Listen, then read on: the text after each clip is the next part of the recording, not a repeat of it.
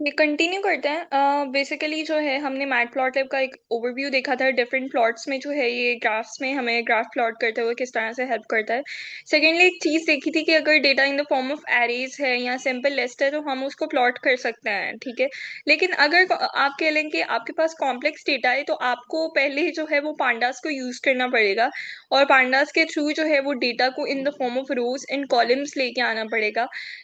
जो कि हमने देखा था कि पांडास की एक क्लास है डेटा फ्रेम, हमें हेल्प करती है डेटा को इन the form of rose and columns में कन्वर्ट करने के लिए। बेसिकली इसमें डेटा फ्रेम के अंदर हम किसी भी टाइप का डेटा कन्वर्ट कर सकते हैं। ये आपके पास लेट से आप कल को जब डेटा एनालिसिस करते हैं तो एक्सेल की फाइल्स होती हैं आपके पास, यहाँ पर CSV फाइल्स होती हैं, कॉमा सेपरेटेड फाइल्स जिनको हम बोलते हैं। तो अगर हमने उनको भी कन्वर्ट करना है तो हम पांडास के थ्रू जो है सबसे पहले डेटा फ्रेम क्लास को यूज करके इसको सिंपल रोज एंड कॉलम्स की फॉर्म में ले आएंगे, और फिर इसके ऊपर जो है इजीली अपनी प्लॉट्स जो है वो ग्राफ कर सकता है। फिर लाइन प्लॉट देखा था, और हमने कुछ पैरामीटर्स देखे थे वो ग्राफ से रिलेटेड ही। हिस्टोग्राम को देखा था, हिस्टोग्राम के इसके अलावा हमने जो है बार प्लॉट देखा था, और बार प्लॉट में हमने हॉरिजॉन्टल बार प्लॉट देखा था और वर्टिकल बार प्लॉट प्लॉट देखा था। यस मैम जवेरी, आपका कोई question? Yes, ma'am. And can you please repeat the pandas library? Okay. The concept. Basically जो है लास्ट क्लास में अभी क्योंकि हमारा पांडास का जो है आई गेस आएगा इन सेकेंड वीक में आएगा पांडास को। तो बेसिकली यहाँ पर एक चीज जो मैं बता रही थी वो ये था कि लेट से फर्स्ट मुझे स्क्रॉल कर लेने दें। जैसे ओके, जैसे ये मेरे पास जो है वो डेटा था एक लिस्ट की फॉर्म में, ठीक है। सिंपल लिस्ट थी एक्स और वाई, और उसको जब मैंने प्लॉट किया तो सिंपली जो है वो एक्स और वाई को जो है प्लॉट फंक्शन के अंदर पास किया। तो जब मैंने इसको प्रिंट करवाया तो ये सिंपल मेरे पास प्लॉट जो है वो प्रिंट होके आ जाएगा। ये एक सिंपल लिस्ट की एग्जांपल थी। लेट से अब मेरे पास नमपाइस की अरेज भी हैं अगर, तो that are in the form of arrays too, ठीक है। लाइक लिस्ट की फॉर्म में ही होती हैं वो, नमपाई के अंदर हमने उनको देख भी लिया है। तो उसमें क्या है कि उसमें भी हम सिंपली जो है डायरेक्ट एरेज को प्लॉट वाले फंक्शन के अंदर पास कर सकते हैं, ठीक है। लेकिन लेट से आपका डेटा किसी डिक्शनरी की फॉर्म में है, यहाँ पर ये थर्ड पे एग्जांपल, ठीक है। जैसे डेटा हमारा इसके अंदर दो हमारे पास कीज हैं और इनके अगेंस्ट मल्टीपल वैल्यूज हैं, ठीक है, इन द फॉर्म ऑफ लिस्ट। तो इस टाइप के डेटा को हम डायरेक्टली जो है वो प्लॉट फंक्शन के अंदर नहीं पास कर सकते। तो हाँ जी, जस्ट गिव मी 5 मिनट्स। यहाँ पर बेसिकली जो है वो अर्थक्वेक आया है तो Yes, ma'am. Same here.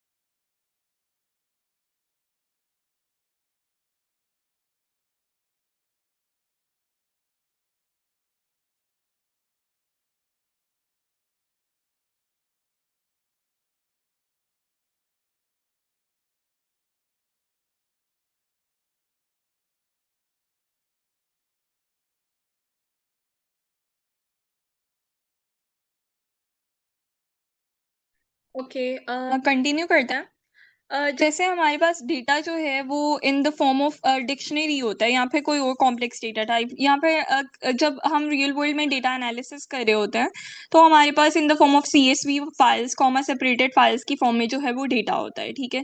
या फिर एक्सेल की शीट्स की फॉर्म में होता है। तो हम उसको जो है किस तरीके से अपने प्लॉट फंक्शन के अंदर पास कर सकते हैं। पहले तो उसको सिंपली हमें रोज और कॉलम्स की फॉर्म में लेके आना पड़ेगा। तो उसके लिए जो है हम पांडास लाइब्रेरी की जो है क्लास डेटा फ्रेम को यूज करते हैं, ठीक है। डेटा फ्रेम के अंदर हमारा जो भी वेरिएबल है या फिर आप कह लीजिए जो भी फाइल है जो कि वो डेटा होल्ड करिए कॉम्प्लेक्स टाइप का, तो हम उसको डायरेक्टली उसके अंदर पहले पांडास को इंपोर्ट करेंगे यहाँ पर, ठीक है। फिर उसके बाद जो है एक वेरिएबल के अंदर पीडी लगा के पीडी डॉट, क्योंकि this is basically short name of pandas का हमने एक शॉर्ट नेम दिया बाय कन्वेंशन, ठीक है। तो हम डेटा फ्रेम को जो है वो इंपोर्ट कर लेंगे या फिर आप कह लें कि कॉल कर लेंगे, और इसके अंदर जो है हम अपने डेटा वाले वेरिएबल को, जैसे यहाँ पर है तो इसको पास करेंगे, और ये हमें जो है सिंपल ये डिक्शनरी की फॉर्म का जो डेटा था उसको उसने रोज और कॉलम्स की फॉर्म में जो है वो कन्वर्ट कर दिया है। तो that was all. I hope so कि मैम जवेरी आपको क्लियर हो गया होगा। Yes, ma'am.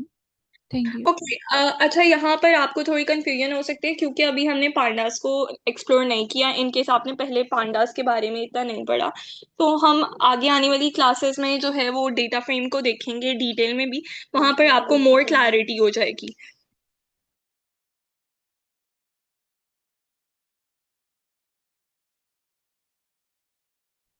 अच्छा, आगे कंटिन्यू करते हैं। मैंने आज पीछे से लेक्चर इसलिए बेसिकली स्टार्ट किए क्योंकि आज हम उन्हीं कॉन्सेप्ट को जो है उन्हीं की एक्सटेंशन कर रहे होंगे। मेरे पास 3 कॉन्सेप्ट हैं जिनको मैं जो है कल मैंने एक चीज बहुत बार रिपीट की थी कि हम किस टाइप के डेटा के लिए किस तरह का ग्राफ यूज करें। तो हम ये इस तरीके से कर सकते हैं कि मेरे पास डेटा की 3 टाइप्स होती हैं। एक होती है यूनिवेरिएट डेटा, यानी मेरे डेटा के अंदर सिंगल वेरिएबल है, ठीक है। लेट से यहाँ पर जैसे अगर मैं आपको एग्जांपल दिखाऊं, जैसे मैं यहाँ पर जो है सिर्फ खाली अगर ओके हिस्टोग्राम वाली एग्जांपल में हम ज्यादा बेटर तरीके से, जैसे यहाँ पर मेरे पास एक ही वेरिएबल है तो ये यूनिवेरिएट डेटा है, ठीक है। तो यूनिवेरिएट डेटा के लिए हम कौन कौन से ग्राफ्स यूज कर सकते हैं? यूनिवेरिएट डेटा के लिए हम लाइन प्लॉट को यूज कर सकते हैं, ठीक है, हिस्टोग्राम को यूज कर सकते हैं, और इसके अलावा हमारे पास जो आज हम न्यू ग्राफ पढ़ेंगे दैट इज बॉक्स प्लॉट, उसको यूज कर सकते हैं। फिर मेरे पास डेटा आता है बाइवेरिएट टाइप का, ठीक है। बाइवेरिएट जिसके अंदर जो है 2 वेरिएबल्स यूज हो रहे होते हैं बेसिकली। अगर मैं यहाँ पर बात करूं जहां पर हमने जिन ग्राफ्स के अंदर 2 वेरिएबल्स के अगेंस्ट जो है वो ग्राफ प्लॉट किया है, तो एक चीज आपने याद रखनी है कि लाइन प्लॉट बाइवेरिएट के लिए भी यूज होता है, ठीक है। और एक चीज ये भी आपने याद रखनी है कि histogram is only use for univariate type of data, ठीक है, वो बाइवेरिएट टाइप ऑफ डेटा के लिए यूज नहीं होता। और जो हमारे पास बार प्लॉट है, जैसे जो कि हमने कल देखा था कैटेगोरिकल डेटा के लिए, यहाँ पर if I could show you by plot, ठीक है। तो इसमें भी जो है हम ये बाइवेरिएट डेटा के लिए यूज होता है, ठीक है, क्योंकि इसमें हमने कैटेगरी के अगेंस्ट जो है कुछ लाइक उसको प्लॉट करना है। तो bar plot, box plot, line plot, ठीक है, ये तीनों प्लॉट्स ऐसे हैं जो कि हम बाइवेरिएट डेटा के अगेंस्ट भी यूज कर सकते हैं।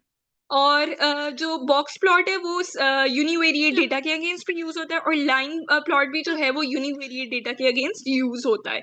लेकिन हिस्टोग्राम के बारे में आपने याद रखना है कि ये सिर्फ और सिर्फ जो है वो कह लें कि यूनिवेरिएट डेटा के अगेंस्ट जो है वो यूज होता है।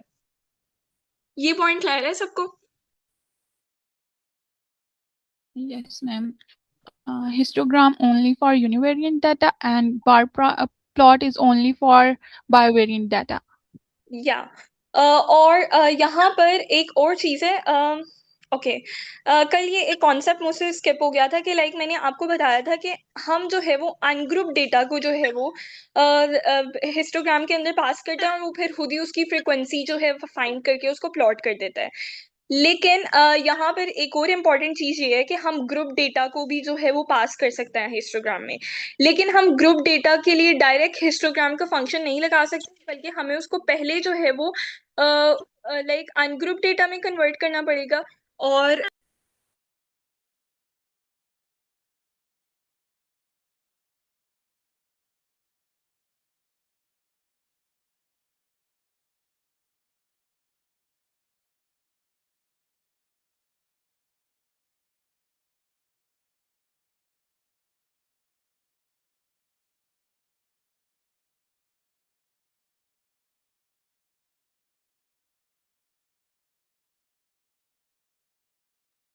ओके, तो बेसिकली जो है हमारे पास जब हम बात करते हैं हिस्टोग्राम की, तो हिस्टोग्राम में हम ग्रुप डेटा को भी जो है वो पास कर सकते हैं, लेकिन अगर हम हिस्ट का फंक्शन लगाएंगे तो वो डायरेक्टली जो है उसको कैलकुलेट नहीं कर पाएगा, बल्कि हमें उस में जो है वो डिफरेंट स्टेप्स के थ्रू जो है वो गुजरना पड़ेगा।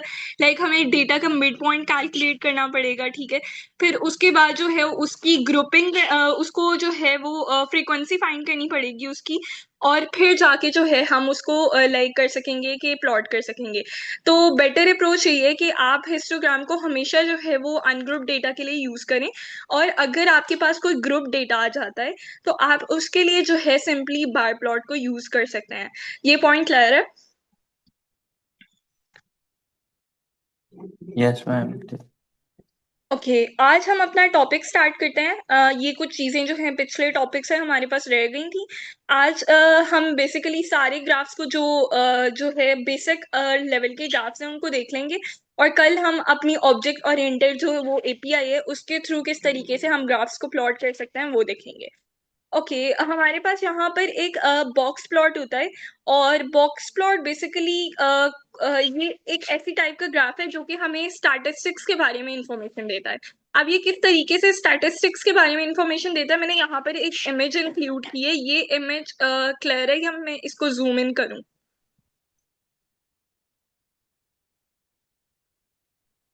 Ma'am clear. नहीं मतलब क्लियर नजर आ रही है, क्योंकि अब मोस्टली जो वो होगी हमारे पास लाइक एक्सप्लेनेशन होगी वो इस इमेज के थ्रू होगी, तो मैं चाह रही हूँ कि आपको क्लियर नजर आ रही है कि नहीं। Ma'am, it's better that you zoom in a little bit. Okay, हम ऐसे करते हैं, यहाँ से गूगल से कोई इमेज उठा लेते हैं, क्योंकि यहाँ पर इतनी ज्यादा कोलैब के ऊपर वो अच्छी जो है वो नहीं दिखेगी। अच्छा, ऑलरेडी स्टैटिस्टिक्स के बैकग्राउंड से कितने लोग हैं यहाँ पर, ताकि मुझे थोड़ा आइडिया हो जाए कि हमारे पास किस टाइप की।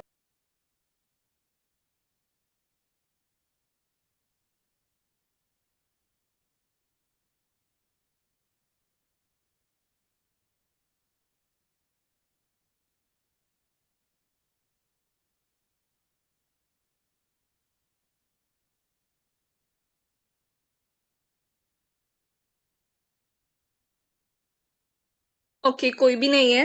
अच्छा, कंटिन्यू करते हैं। हमारे पास स्टैटिस्टिक्स के अंदर एक टर्म होती है क्वार्टाइल्स। क्वार्टाइल्स क्या होते हैं? बेसिकली हम हमारा जितना भी डेटा है हम उसके 4 इक्वल पोर्शंस कर रहे होते हैं, ठीक है। और हम उनको क्वार्टाइल कह देते हैं। यहाँ पर मेरे पास क्वार्टाइल्स के लिए भी जो है वो एक ग्राफ है जो कि मैं यहाँ पर आपको दिखाना चाहूंगी।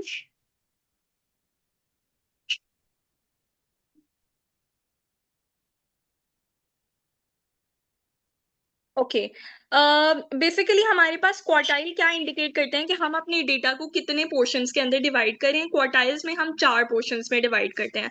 और हर पोर्शन के पास जो है आप कह लें कि जो है वो हमारे पास इसमें Q1 होता है, ठीक है। Q3 होता है, Q2 होता है और Q4 होता है, ठीक है। Q1 के पास 25% ऑफ डेटा होगा, ठीक है। और Q2 के पास भी 25% डेटा होगा, Q3 के पास भी 25% होगा और Q4 के पास भी जो है वो 25% डेटा होता है।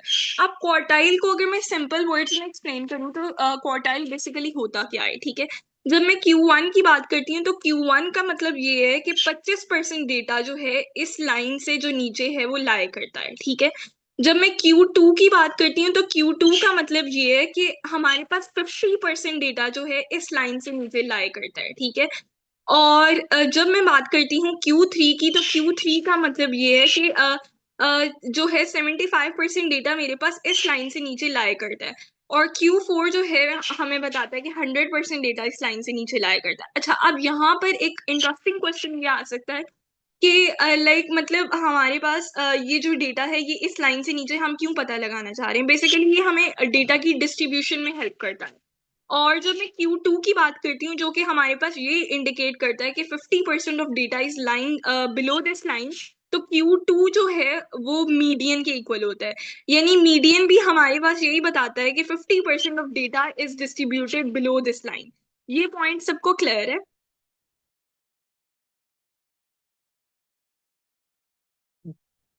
Yes ma'am. ओके, एक तो बात हो गई क्वार्टाइल्स की। अच्छा, अब अगर आप देखें तो बॉक्स प्लॉट का फिगर कुछ इस तरीके से होता है कि हमारे पास एक बॉक्स होता है, ठीक है, जिसमें जो फर्स्ट ये हमारे पास बॉक्स होगा ना लाइक हॉरिजॉन्टल साइड पे जो होता है फर्स्ट लाइन जो होती है, ठीक है, वो हमें लोअर क्वार्टाइल की इंफॉर्मेशन देगा, यानी Q1 की इंफॉर्मेशन देगा। और Q1 का मतलब ये है कि हमारे पास 25% of data is line below this line, ठीक है। और जो अपर क्वार्टाइल है वो हमारे पास जो है इंफॉर्मेशन देता है Q3 की, ठीक है। Q3 का मतलब ये है कि हमारे पास लाइक जो अपर लाइन है बॉक्स की, वो हमें ये इंफॉर्मेशन देती है कि अपर क्वार्टाइल की इंफॉर्मेशन देती है। इसका मतलब ये है कि 75% of data is line below this line.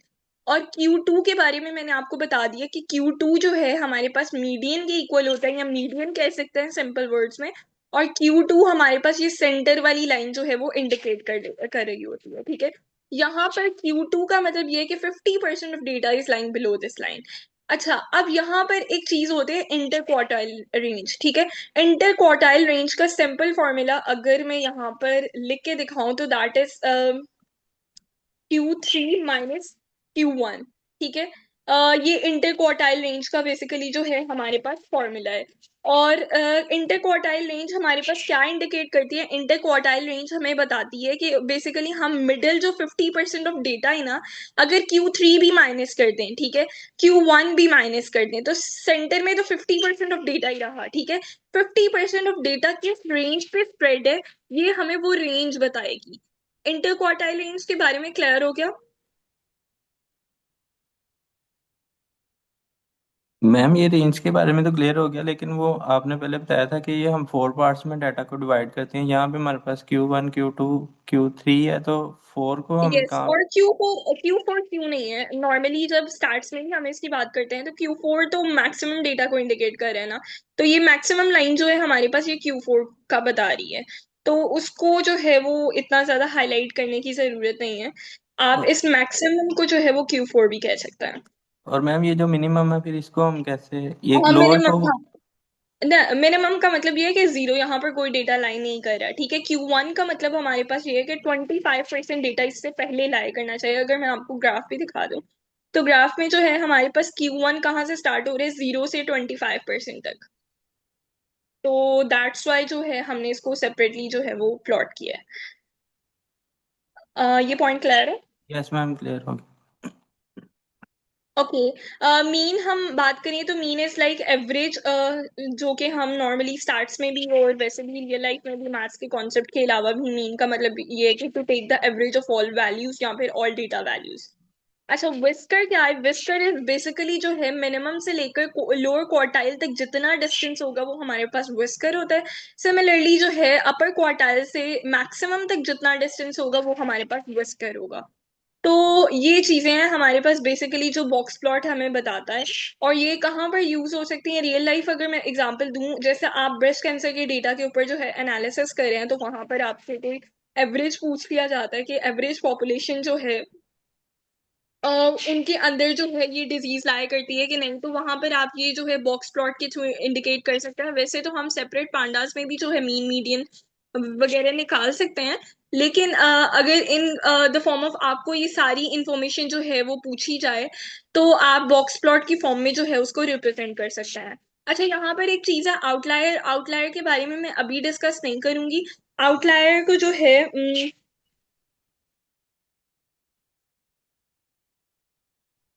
Outlier को जो है हम लोग आगे अभी एक एग्जांपल के थ्रू देखते हैं कि आउटलायर बेसिकली क्या है और ये हमारे डेटा को किस तरीके से जो है वो अफेक्ट करता है। तो सबसे पहले कंटिन्यू करते हैं। हमारे पास बॉक्स प्लॉट में यहाँ पर अभी यूनिवेरिएट टाइप का ही डेटा है। लाइक मैंने एक सिंगल वेरिएबल लिया है और हम इसको किस तरह से प्लॉट करेंगे? पीएलटी डॉट बॉक्स प्लॉट करेंगे, ठीक है। और जो है इसके अंदर अपना जो भी वेरिएबल है उसको पास कर देंगे, और ये टाइटल और वाई लेबल के बारे में और पीएलटी डॉट शो वाले फंक्शन के बारे में मैं कल आपको बता चुकी हूँ। इसको एक्सप्लेन करने की कोई जरूरत तो नहीं है ना? No ma'am. ओके। अब मेरे पास ये इस तरह से प्रिंट होके आ गया। अच्छा, अब आपका ये क्वेश्चन हो सकता है कि लाइक हमने यहाँ पर इसको देखा है इन the form of horizontal form में, तो वर्टिकल फॉर्म में हम कैसे इंडिकेट करेंगे कि Q1 कहाँ लाया कर है और Q3 कहाँ लाया कर है? जो हॉरिजॉन्टल साइड में जो लाइन आ रही होगी that is basically to indicate कि ये हमारे पास जो है वो Q1 को बता रहा है, ये जो आ रही है लाइन हमारे पास Q1 को बता रही है, ठीक है। This is our minimum value. अगर हम मिनिमम वैल्यू की बात करें, इसको थोड़ा सा ग्रिड्स के अंदर जो है वो प्लॉट कर लेते हैं ताकि हमारे पास डेटा को समझने में थोड़ी आसानी रहे।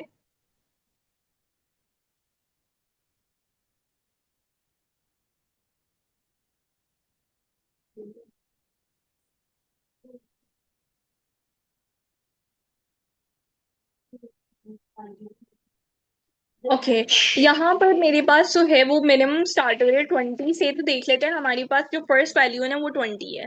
तो ये चीज आपने देख ली कि मिनिमम जो है हमारे पास कहाँ से स्टार्ट हो रहा है। फिर उसके बाद जो है फर्स्ट क्वार्टाइल जो है हमारे पास अराउंड 21 और 22 के दरमियान कहीं लाई कर रहे हैं, यानी 25% of data is lying below this line, ठीक है।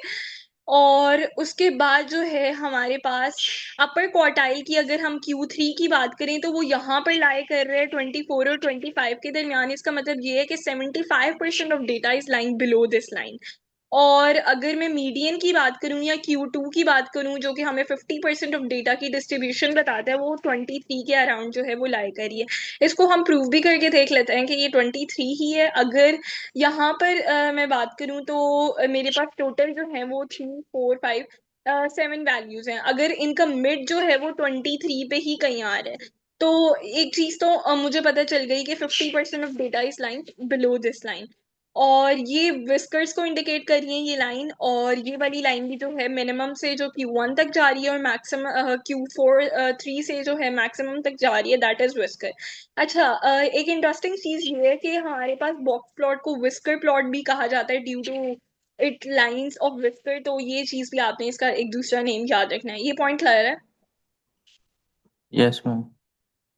ओके, अब हम बात कर लेते हैं आउटलायर की। आउटलायर बेसिकली जब हम डेटा में बात करते हैं तो आउटलायर कोई ऐसी वैल्यू होती है जो कि ना बाकी सब वैल्यू से या मैक्सिमम वैल्यू से बहुत हट के होती है। जैसे यहाँ पर मैं बात करूँ तो यहाँ पर मेरे पास जो मैक्सिमम वैल्यू थी दैट वाज 26, ठीक है।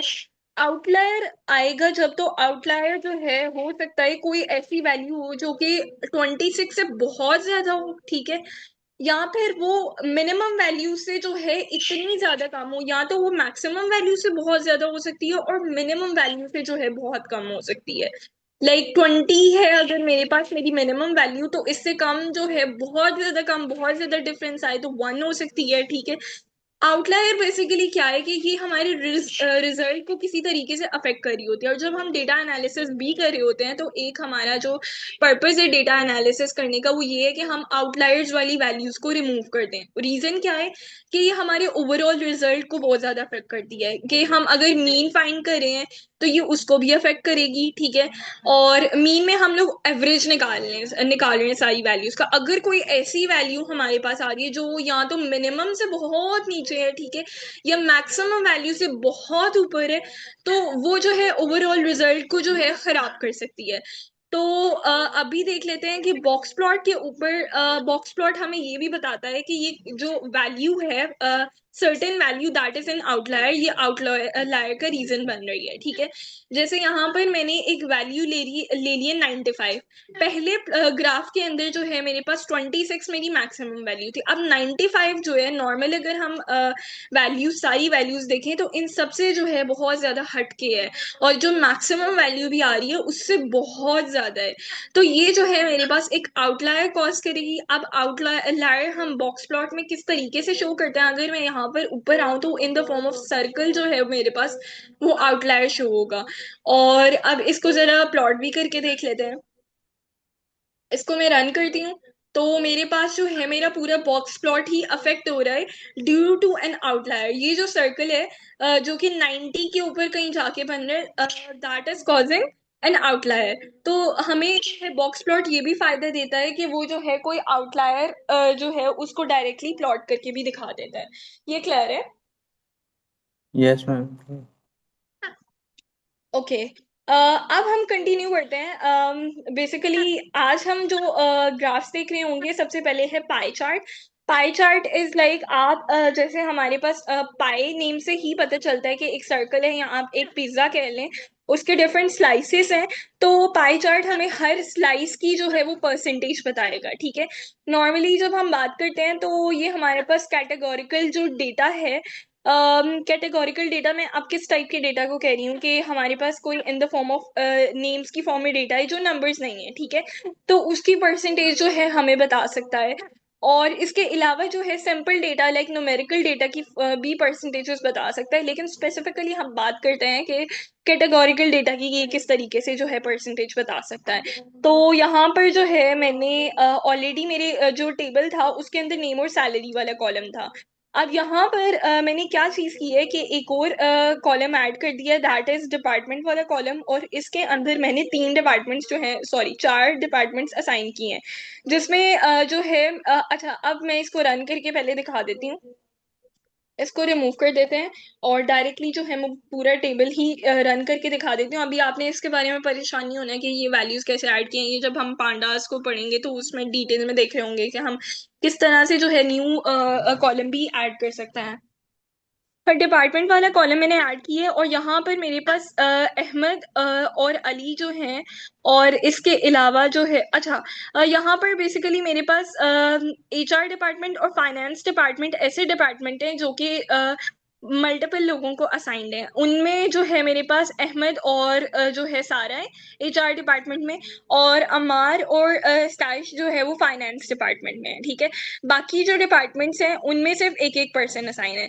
अब मैं क्या चाहती हूँ कि बेसिकली मैं चाहती हूँ कि मैं फाइंड करना चाहती हूँ अपने डिपार्टमेंट वैल्यू की परसेंटेज, यानी एचआर डिपार्टमेंट में कितने परसेंट जो है वो लोग काम कर रहे हैं, ठीक है, और आईटी डिपार्टमेंट में कितने परसेंट लोग काम कर रहे हैं, फाइनेंस डिपार्टमेंट में, यानी मैं ये पता चलाना चाह रही हूँ सिंपल वर्ड्स में कि कौन सा डिपार्टमेंट नंबर ऑफ पीपल के लिहाज से कितना बड़ा है। तो हम इसको पाई चार्ट के थ्रू जो है वो फाइंड कर सकते हैं। यहाँ पर अच्छा, सबसे पहले आपने क्या चीज करनी है कि हम लोगों ने जो भी कैटेगोरिकल डेटा होगा उसका काउंट निकाल लेना। काउंट निकालने के लिए क्या कर सकते हैं कि जैसे इसको मैं रिमूव कर देती हूँ और हम एक काउंट वाला वेरिएबल रख लेते हैं, ठीक है। और मैं अपना स्पेसिफिकली जो भी मेरा होगा लाइक कैटेगोरिकल कॉलम वाले डेटा होगा, इसका नाम मैं देख लेती हूँ, डिपार्टमेंट ही है। कैटेगोरिकल कॉलम वाले डेटा होगा उसके ऊपर जो है मैं एक फंक्शन अप्लाई करूंगी। ये फंक्शन भी जो है मेरे पास उसका फंक्शन है, पांडास का फंक्शन है। बेसिकली ये जो है एक कैटेगोरिकल डेटा को काउंट करने के लिए यूज हो रहा है। तो जो है मैं ये अप्लाई करूंगी और इसके बाद जो है मैं अपने काउंट को सिंपली जो है वो प्रिंट कर लेती हूँ। मेरे पास एक काउंट जो है वो रिटर्न कर देगा। अच्छा, उसने मेरे पास काउंट रिटर्न कर दिया कि एचआर के अंदर 2 लोग काम कर रहे हैं, फाइनेंस के अंदर भी 2 हैं, आईटी के अंदर 1 है और मार्केटिंग के अंदर भी 1 है, ठीक है। अब मैंने क्या करना है कि मैंने ये काउंट वाली वैल्यू बेसिकली जो है अपने उसके अंदर पास करनी है, पाई चार्ट वाला जो पाई वाला फंक्शन है उसके अंदर पास करनी है। तो मैं यहाँ पर एक कॉलम बना लेती हूँ।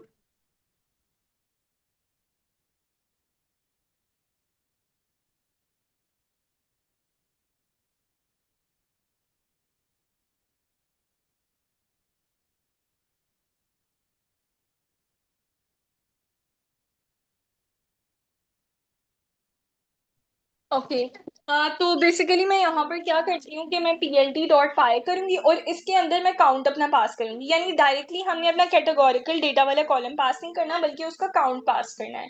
तो यहाँ पर मैं इसको पीएलटी डॉट शो कर लेते हैं।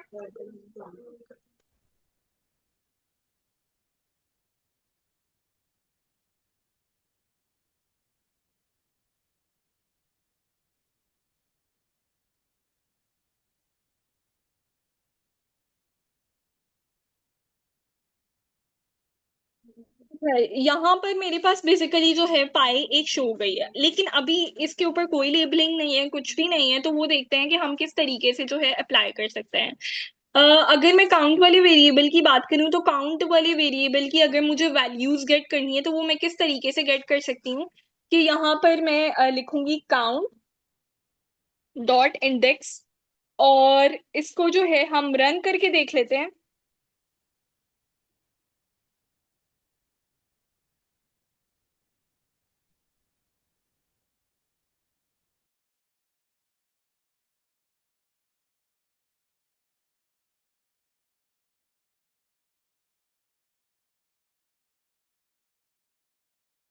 ये बेसिकली मुझे इंडेक्स को जो है वो इन the form of list return करे, जिसके अंदर जो है उसने मुझे एचआर, फाइनेंस, आईटी, मार्केटिंग, उसकी सारी वैल्यूज बता दी है। मैं चाहती हूँ कि इसके ऊपर जो है वो लेबलिंग हो कि कौन सा जो कलर है वो उसने एचआर डिपार्टमेंट के लिए असाइन की है, कौन सा कलर जो है वो मार्केटिंग डिपार्टमेंट के लिए वो असाइन की है, और कौन सा जो है फाइनेंस और उसके लिए जो है आईटी डिपार्टमेंट के लिए की है।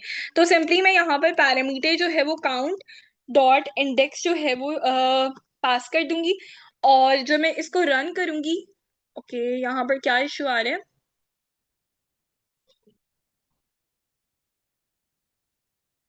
ओके हम इसको बेसिकली यहाँ पर देख ले, ओके ठीक है। हमने जो है वो लेबलिंग करनी है, तो हम इसको एक जो है लेबल वाला पैरामीटर जो है उसके अंदर रखेंगे।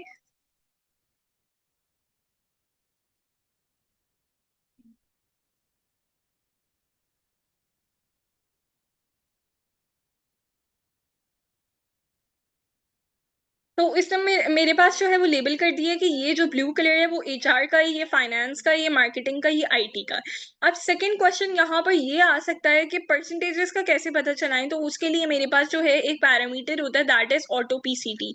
Auto PCT stands for automatic percentages, और इसके अंदर हम जो है वैल्यूज पास कर सकते हैं। अगर 1.1 में पास करी हूँ और साथ एफ पास करी हूँ, एफ बेसिकली मेरे पास शो करता है फ्लोट को, ठीक है। तो ये मेरे पास जो है क्या शो करेगा कि ये डेसिमल के बाद एक वैल्यू को शो करेगा परसेंटेज की, ठीक है। और अगर मैं 1.0 कर रही हूँ तो वो सिंपली जो है मुझे डेसिमल नंबर शो करेगा, लाइक जो मेरे पास नंबर है simple in the form of digit, decimal के बाद कोई वैल्यू शो नहीं करेगा। इसको रन भी करके देख लेते हैं। यहाँ पर मेरे पास 33.3%, 33.3%, 16.7% और 16.7% आ रहे हैं, ठीक है। और यहाँ पर अगर मैं इसको रन करूँ तो मेरे पास सिंपली जो है 33 और 17 शो क्या आ रहा है। 1.2 करूँ तो डेसिमल के बाद जो है वो दो वैल्यूज शो होंगी, और अगर 1.3 करूँ तो डेसिमल के बाद जो है वो तीन वैल्यूज शो होंगी। ये पॉइंट क्लियर है सबको? Yes ma'am, clear.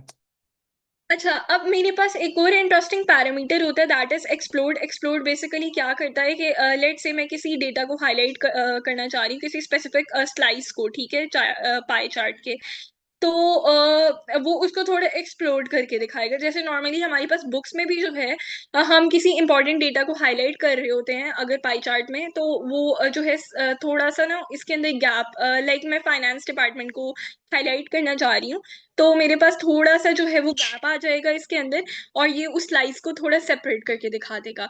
अब एक्सप्लोर्ड को किस तरीके से यूज कर सकते हैं, जितने हमारे पास स्लाइसेस हैं उतनी जो है हम उसको एक लिस्ट पास कर देंगे, ठीक है। और वो लिस्ट के अंदर हम इंडिकेट करेंगे हम कितना गैप चाह रहे हैं, ठीक है। अगर किसी वैल्यू के साथ कोई गैप नहीं चाह रही तो हम जीरो सिंपली पास करेंगे। अगर किसी को थोड़ा सा एक्सप्लोर करके दिखाना चाह रहे हैं तो 0.1, और इस तरह से जो है वो पास करते जाए।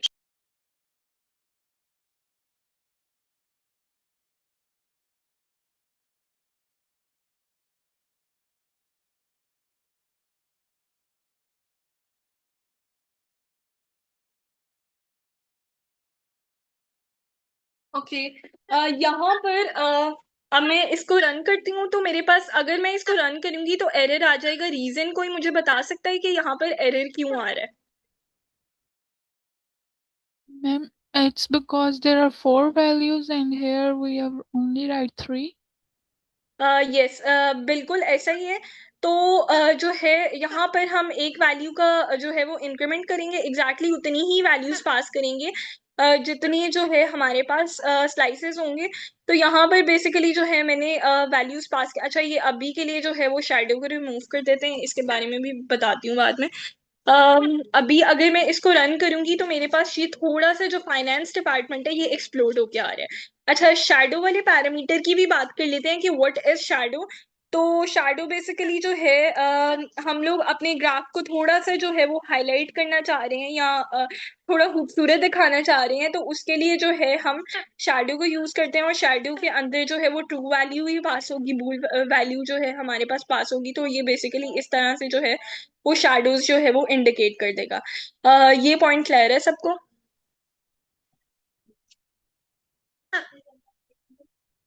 Is that clear? ओके, अच्छा आगे कंटिन्यू कर। Yes ma'am. मेरा ना जो क्वेश्चन है वो जो एक्सप्लोर वाला आपने करवाया ना, इसमें फाइनेंस को ही किस तरीके से हुआ है, मतलब ये फाइनेंस के ऊपर ही कैसे ओके, काम किया है? इसने जो है वो ओरिजिनल टेबल को देखा है और उसके अंदर जो है हमारे पास पहले एचआर आ रहा था, उसके बाद फाइनेंस आ रहा था, ठीक है, फिर आईटी था, फिर मार्केटिंग था, तो हमने जो सेकंड वैल्यू जो है वो उसको चेंज किया तो उसने फाइनेंस को हाईलाइट कर दिया। बाकी वैल्यूज को हमने जीरो जीरो रखा है, ठीक है। जैसे ये वाली वैल्यूज हैं तो इनको जीरो जीरो रखा है। अगर हम जीरो रखेंगे सिंपली तो वो कुछ भी उसको जो है उसमें से एक्सप्लोर नहीं करेगा ओवरऑल पाई चार्ट में से। अगर हम थोड़ा सा उसको इंक्रीज करते हैं तो वो उसको जो है थोड़ा एक्सप्लोर करके दिखा देगा। ये पॉइंट क्लियर है? यस, क्लियर है। ओके, अब हम काउंट प्लॉट की बात कर लेते हैं। काउंट प्लॉट जो है वो लाइक बहुत एक इंटरेस्टिंग कॉन्सेप्ट है, क्योंकि ये मैटप्लॉटलिब में ओरिजिनली इसके लिए कोई फंक्शन नहीं है, ठीक है। काउंट प्लॉट हमारे पास क्या करते हैं, ये एक बार चार्ट है जो कि हमें अच्छा, एक बात की थी मैंने हिस्टोग्राम के अंदर कि हिस्टोग्राम जो है हमारे पास न्यूमेरिकल डेटा की फ्रिक्वेंसी जो है वो दिखाता है। लेकिन बार प्लॉट में ऐसा कुछ भी नहीं था कि वो न्यूमेरिकल डेटा की फ्रीक्वेंसी दिखा रहा है। वो सिंपली जो है वो कैटेगोरिकल, सॉरी, बार प्लॉट में हम बार प्लॉट और हिस्टोग्राम की जो बात कर रहे थे, histogram was for numerical data और वो उसकी फ्रीक्वेंसी को शो कराता था। लेकिन जब हम बार प्लॉट की बात करते थे तो वो कैटेगोरिकल डेटा के लिए था, लेकिन कैटेगोरिकल डेटा को वो कंपेयर करता था वैल्यूज के साथ, वो उसकी कोई फ्रीक्वेंसी नहीं बताता था, ठीक है। अगर अब मैं यहाँ पर बात करूं कि मुझे जो है वो लाइक फ्रीक्वेंसी फाइंड करनी है कैटेगोरिकल डेटा की, ठीक है। जैसे मेरे पास यहाँ पर जो था वो आईटी डिपार्टमेंट था, ठीक है, और जो है मार्केटिंग फाइनेंस एचआर डिपार्टमेंट थे, ये रिपीट हो रहे थे, यानी कहीं पर ये सर्टेन वैल्यूज के साथ अगर मैं यहाँ पर टेबल दिखा पाऊँ, एचआर की फ्रीक्वेंसी जो थी वो 2 थी, हमें काउंट के थ्रू वो फाइंड करना पड़ रहा था। फाइनेंस में 2 बंदे थे, आईटी में 1 था, मार्केटिंग में 1 था। तो ये बेसिकली क्या था कि ये it was like a frequency, ठीक है। लेकिन अगर मैं इसको किसी ये कैटेगोरिकल डेटा की फ्रीक्वेंसी फाइंड करना चाहती हूँ तो मैं उसके लिए काउंट प्लॉट को यूज करती हूँ। और काउंट प्लॉट जो है ओरिजिनली लाइक अगर काउंट प्लॉट की बात करूं है तो ये सेपरेट ग्राफ, लेकिन मैटप्लॉटलिब में इसके लिए कोई फंक्शन नहीं है। मैटप्लॉटलिब की ही आगे एक लाइक इससे आगे एक लाइब्रेरी होती है, दैट इज सीबॉन। और सीबॉन के अंदर जो है basically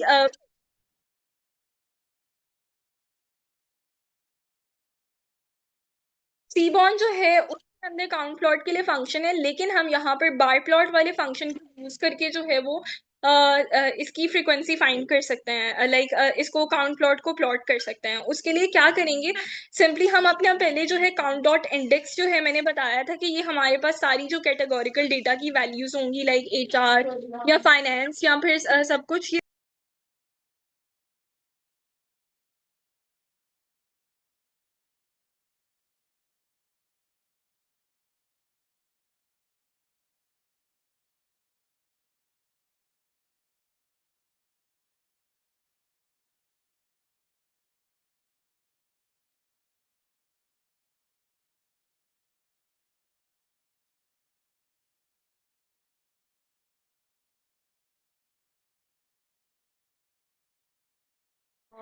okay. So count plot में हम क्या करेंगे, सिंपली बार प्लॉट वाला फंक्शन यूज करेंगे पीएलटी डॉट बार करके, और इसके अंदर सबसे पहले तो हमने अपनी कैटेगोरिकल डेटा की जो है वैल्यूज पास करनी है, ठीक है। कैटेगोरिकल डेटा की वैल्यूज किस तरह से पास कर सकते हैं कि काउंट डॉट इंडेक्स कर लेंगे और उसके बाद जो है हमने उसका काउंट पास करना है। सिंपली जैसे पाई चार्ट के लिए हम काउंट पास कर रहे थे कैटेगोरिकल डेटा का, यहाँ पर भी जो है हम कैटेगोरिकल डेटा का काउंट पास करें। अभी के लिए मैं कलर वाले जो पैरामीटर है इसको रिमूव कर देती हूँ, इसको फिर बाद में डिस्कस कर लेंगे कि बेसिकली ये क्या है हमारे पास।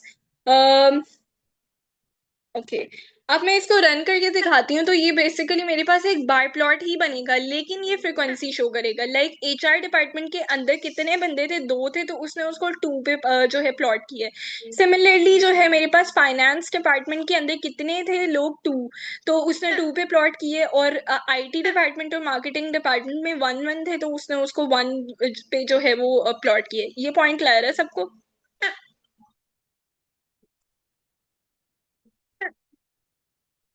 ये पॉइंट क्लियर है? Yes ma'am, clear. ओके यहाँ पर एक इंटरेस्टिंग चीज मैं ये बताती हूँ कि हम लोग अपने एक तो कलर वाला हमने देखा था ना कि पैरामीटर देखा था कि अगर हम अपने बार्स के कलर्स को चेंज करना चाह रहे हैं तो उसके लिए हम क्या कर सकते हैं। उसके लिए हम ये कर सकते हैं कि हम डायरेक्टली जो है कोई वैल्यू पास कर दें। लेकिन लेट से मैं कहती हूँ कि इस बार का कोई सेपरेट कलर होना चाहिए, इस बार का सेपरेट, इस बार का सेपरेट, तो उसके लिए हम एक लिस्ट पास कर सकते हैं। और यहाँ पर जो है मैं एक लिस्ट पास करके दिखा देती हूँ। जैसे इसके अंदर हम डिफरेंट जो है वो कलर्स रख लेते हैं, ग्रीन, और फिर हम जो है स्काई ब्लू कलर रख लेते हैं। और इसको जो है वो ओके यहाँ पर लिस्ट की एंडिंग नहीं है, तो ये मेरे पास डिफरेंट कलर्स के अंदर जो है इसको प्रिंट करके दे देगा। ये पॉइंट क्लियर है सबको? क्लियर है। ओके स्कैटर प्लॉट की बात कर लेते हैं। स्कैटर प्लॉट आप कह लें कि yes ma'am Javeria. Ma'am, kindly please explain the code here before the colors like this count dot index and okay count okay is यहाँ पर एक सेपरेट जो है वो कोड सेल बना लेती हूँ। काउंट डॉट इंडेक्स हमारे पास क्या बताता है उसको देख लेते हैं। सबसे पहले मैं डिपार्टमेंट वाले वैसे जो है वेरिएबल उसके ऊपर लाइक डिपार्टमेंट वाले कॉलम के ऊपर उसको करना चाह रही हूँ। तो यहाँ पर मैं काउंट डॉट इंडेक्स को पहले प्रिंट करके दिखा देती हूँ। काउंट डॉट इंडेक्स जो है बेसिकली मेरे पास सारी की सारी जो डिपार्टमेंट वाला वेरिएबल है इसकी सारी की सारी वैल्यूज को रिटर्न करे। ठीक है, एक तो हमने क्या करना है कि काउंट डॉट इंडेक्स पास करना है, वो किस लिए वैल्यूज किस लिए रिटर्न करें। यहाँ पर आप HR, फाइनेंस, IT, मार्केटिंग को प्रिंट होते हुए देखते हैं। ठीक है, तो कैटेगोरिकल डेटा की वैल्यूज को प्रिंट करने के लिए जो है बेसिकली हम यहाँ पर जो है वो काउंट डॉट इंडेक्स लगा रहे हैं। और अच्छा यहाँ पर एक और चीज करके देख लेते हैं। लेट से इसको मैं पुराने वाले मेथड के साथ जो है वो प्रिंट करके देखती हूँ कि हम डायरेक्टली जो है वो डिपार्टमेंट को अगर प्रिंट कर दें तो उस केस में ये जो है मेरे पास प्रिंट नहीं करेगा।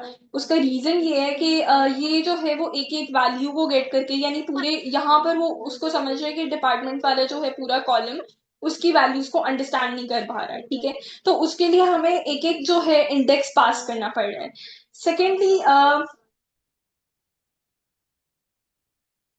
सेकेंडली जो है हमारे पास काउंट जो है बेसिकली वो हमने काउंट वेरिएबल पास करने हैं, क्योंकि हमने फ्रिक्वेंसी जो है बेसिकली वो पास करनी है। काउंट वाले वेरिएबल के अंदर हमने पहले टेबल में देखा था कि that was showing the frequency of individual जो डिपार्टमेंट था, हर एक की जो है वो फ्रिक्वेंसी दिखा रहा था कि हर डिपार्टमेंट के अंदर कितने लोग काम कर रहे हैं।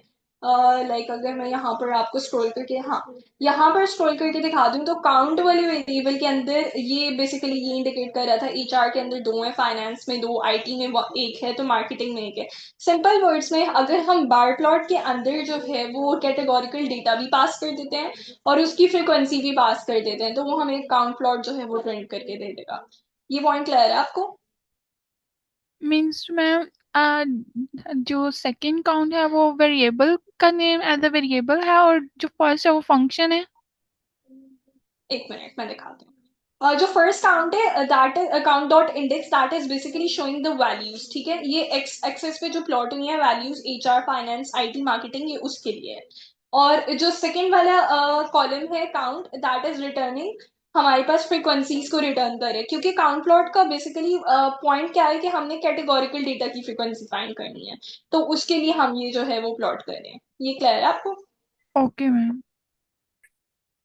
ओके यहाँ पर हमारे पास एक लास्ट प्लॉट रह गया, that is scatter plot. Scatter plot basically एक बहुत इजी जो है हमारे पास प्लॉट है। ये बेसिकली दो न्यूमेरिकल कॉलम्स के दरमियान जो है वो रिलेशनशिप शो करने के लिए जो है हमारे पास यूज होता है। ठीक है, और स्टैटिस्टिक्स के अंदर एक टर्म होती है कोरिलेशन। ठीक है, कोरिलेशन का मतलब ये होता है कि ये बेसिकली कोरिलेशन क्या हमें बताता है कि दो वेरिएबल्स के दरमियान स्ट्रेंथ को बताता है, या सिंपल वर्ड में कह लिए दो जो वेरिएबल्स हैं उनके दरमियान उनके रिश्ते की स्ट्रेंथ को बताता है। ठीक है, कि अगर एक वेरिएबल की वैल्यू बढ़ रही है तो क्या उससे जो है दूसरे वेरिएबल की वैल्यू बढ़ती है कि नहीं। ठीक है, एक वेरिएबल की वैल्यू कम हो रही है तो क्या उससे दूसरे वेरिएबल की वैल्यू जो है कम हो रही है कि नहीं।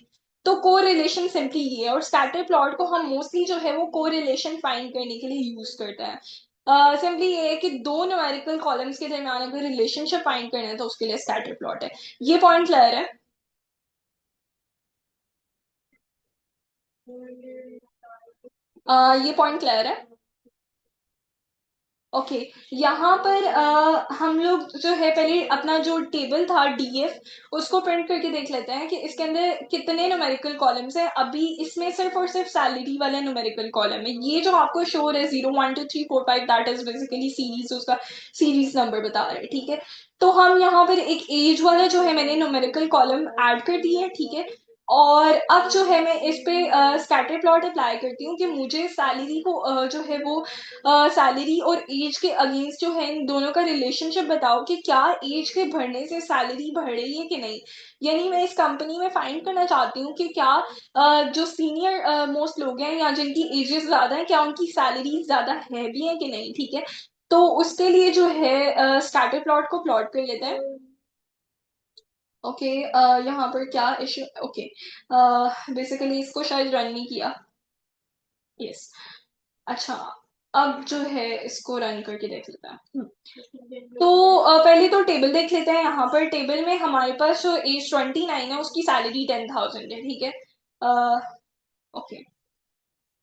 21 की सैलरी जो है वो 20,000 है, 22 की जो है 30,000 है, और 23 की 40,000 है, इस तरह से करके। यानी जो सीनियर मोस्ट पर्सन है उसकी जो है सैलरी सबसे ज्यादा कम है। तो यहाँ पर अगर आप देखें तो जिसकी एज 29 है उसकी सैलरी हमारे पास 10,000 के अगेंस्ट जो है वो प्लॉट हो रही है। फिर जिसकी जो एज यहाँ पर क्या एज थी? ओके, 21 जिसकी एज थी उसकी सैलरी जो है वो 20,000 प्लॉट हो रही है। तो इस तरह से ये जो है हमें रिलेशनशिप जो है वो शो कर रहे हैं दो वेरिएबल्स के दरमियान। और ये प्लॉट हमें ये भी इंडिकेट करके दे रहा है कि एज के बढ़ने से ऐसा नहीं है कि सैलरी भी बढ़ रही है। कुछ केस में बढ़ रही है, लेकिन एक यहाँ पर हमने वियर्ड रिलेशनशिप देखा है कि जो है जिसकी एज 29 थी उसकी सैलरी सबसे कम थी। तो ये दो जो है वो हमारे पास कॉलम्स के दरमियान उसका रिलेशनशिप बताया है। ये पॉइंट क्लियर है? Ma'am yes। Actually I want to ask, आपने जो सैलरी एक्स एक्सिस में रखी है, आई थिंक वो वाई एक्सिस में नहीं रखनी चाहिए, like as in X axis. You are clear, you are right. यहाँ पर हम सैलरी को जो है वो इधर रख लेते हैं और एज को जो है यहाँ पर एक्स एक्सेस पे रख लेते हैं। अब इसको रन कर लेते हैं तो ये इस तरह से जो है मेरे पास कुछ प्लॉट होके आ रहा है। ओके, बबल प्लॉट जो है that is an extension of scatter plot, और इसको मैं 1 मिनट में एक्सप्लेन कर देती हूँ। बेसिकली हमारे पास ये मल्टी वेरिएट जो है जब हमारे पास मल्टीपल वेरिएबल्स आ जाते हैं, अभी तक हमने जो बात की थी वो बाय वेरिएट या यूनिवेरिएट वाले प्लॉट्स की बात की थी। ये स्कैटर प्लॉट ही है हमारे पास बबल प्लॉट। लेकिन ये मल्टीवेरिएट जहां पर हमारे पास तीन न्यूमेरिकल कॉलम्स या तीन से ज्यादा जो है हमने उनका जो है वो फाइंड करना है रिलेशनशिप की, उसके लिए यूज होता है। इसकी डिटेल्स क्या है वो कल देख लेंगे क्योंकि this is the only graph, और उसके बाद हम ऑब्जेक्ट ओरिएंटेड एपीआई को स्टार्ट कर लेंगे। तो आज के जो है वो लेक्चर में किसी का कोई क्वेश्चन है?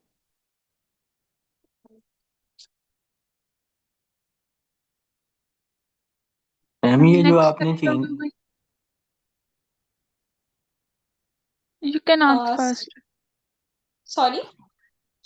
मैम ये जो आपने चेंज किया सैलरी को एक्स एक्सिस पे किया, एज को एक्स एक्सिस पे किया और सैलरी को वाई एक्सिस पे किया, कल जब हमने पढ़ा था आप लेक्चर में तो आप कहे थे कि जो एक्स एक्सिस है वो इंडिपेंडेंट होगा।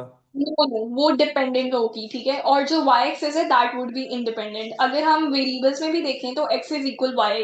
ठीक है, अगर इक्वेशन बना के देखें तो अगर हम y की थोड़ी सी वैल्यू चेंज करें तो x की भी चेंज हो रही होती है। इसी वजह से हम x को डिपेंडेंट वेरिएबल कहते हैं। लेकिन अगर हम x की वैल्यू चेंज करें तो उससे y की वैल्यू के ऊपर जो है कोई फर्क नहीं पड़ता। इसको आप in the form of relation वो इक्वेशन की फॉर्म में इमेजिन करें, x is equal y। Ma'am वो एक ये इक्वेशन हमारे पास y equal m c plus b जो एक्चुअली हम इसकी यूज बात आती है कि सिंपल में अगर हमने डिपेंडेंट और इंडिपेंडेंट वो स्ट्रेट लाइन की क्वेश्चन है, इसको कल देख लेंगे क्योंकि अभी जो है सेशन का टाइम 1 मिनट ऊपर हो गया। तो हम कल जो है ये डिपेंडेंट और इंडिपेंडेंट वाली भी स्टोरी थोड़ी मैं आपको ज्यादा क्लियर कर दूंगी। वो स्ट्रेट लाइन की क्वेश्चन है। ठीक है ma'am. Okay, ma'am just wanted to confirm that next session will be on Monday, right? Yes ma'am. Okay, thank you. Okay, अल्लाह हाफिज। अल्लाह हाफिज।